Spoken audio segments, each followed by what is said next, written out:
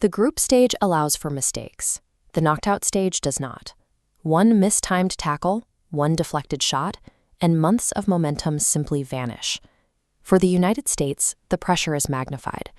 Playing a round of 3-2 match on home soil at Levi Stadium carries the heavy expectation of a deep 2026 World Cup run. They face a specific tactical dilemma: the high-energy athletic volume of a host nation running headfirst into the seasoned defensive grit of a European veteran squad. In a clash of styles this extreme, rankings lose their meaning. The match becomes a ticking clock of strategic trade-offs. Under Mauricio Pochettino, this American squad leans heavily into its identity as a golden generation. Their foundation is youthful athleticism and relentless running. We saw this in Group D. They play a direct attacking style designed to overwhelm opponents, leading to the kind of multi-goal victories they produced against Paraguay and Australia. Bosnia and Herzegovina arrives with a very different profile. Ranked 64th, they carry the dangerous advantage of having nothing to lose. Their core is composed of seasoned European veterans. They rely on defensive structure and shape rather than trying to match their opponents stride for stride. Looking at this side-by-side matrix, the contrast is stark. The 17th ranked ULAS team brings a positive goal differential and high energy. Bosnia counters with a negative group stage differential, but a play style built to slow the game down and exploit set pieces. You can't look to historical matchups for clues here either. These two nations have only met once, a single friendly back in 2017. There is no modern competitive blueprint for this specific encounter. Without historical rivalries, the entire burden of this match falls on immediate tactical execution. The disparity in age and approach guarantees one thing: someone will be forced to play completely out of their comfort zone for 90 minutes. The United States dictates play through a high-intensity, direct pressing system. They want to suffocate the opponent immediately upon losing the ball. By pushing high into the attacking third, the U.S. aims to dominate possession and pin Bosnia deep. The trade-off is the space left behind. That massive gap between defenders and their goalkeeper is a prime target for counterattacks. Running this system has a massive physiological cost. Sprinting to close passing lanes requires immense stamina. Over the course of 90 minutes, that energy expenditure inevitably catches up. Legs get heavy, leading to late-game fatigue and tracking errors when defending in transition. Relying on pure athletic volume is a front-loaded strategy. It suffocates teams early, but becomes an exponential liability the longer the match goes on. Bosnia knows they can't outrun the Americans, so their counter strategy is a rigid, deep block defensive structure designed to absorb that exact pressure. By shifting side to side in a dense, organized line, they force the U.S. into a stagnant half-court game where speed matters less than precision.